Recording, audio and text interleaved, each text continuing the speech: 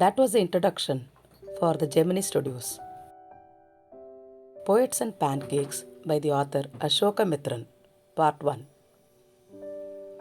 Pancake Makeup Brand. Gemini Studios is an old film studio based in Madras.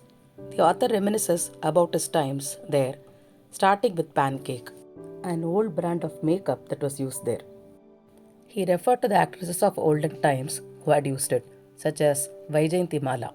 But actresses like Rati Agnihotri may not have even heard of the brand of makeup as she entered the industry later, and probably the brand was no longer in use then.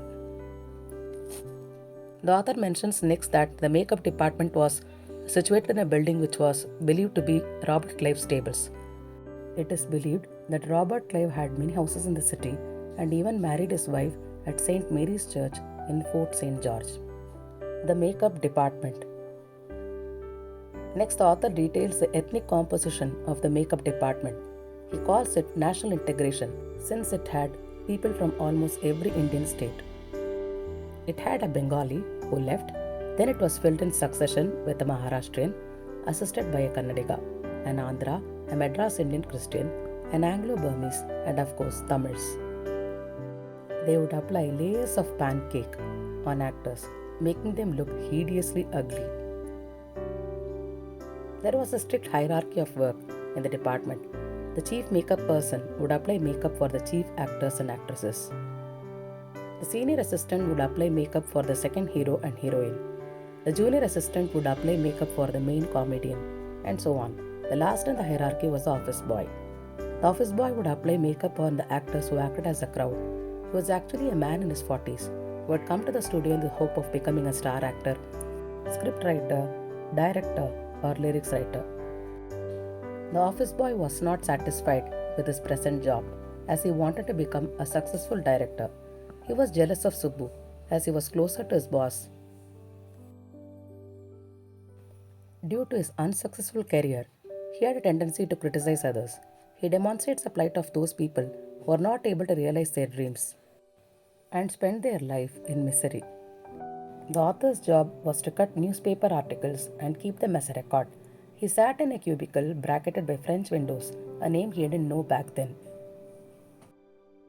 Sitting at a desk on the film sets made people think he was not doing any work, hence people would barge in any time. One person who was guilty of this behavior far more frequently than others was the aforementioned office boy, who lectured him on the way great literary talent was being wasted in the department. This made the author pray for frequent crowd scenes to keep the office boy away from him. Kothamagalam Subbu was number 2 or the second command after the boss ssvasan at Gemini Studios.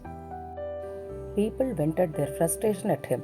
Even the office boy thought that Subbu was the reason for his problems. The author explained that Subbu had to face many obstacles himself. Subbu was as educated as the office boy. However, since he was an upper caste Brahmin, he was privileged. Subbu constantly wore a cheerful face even if his films flopped.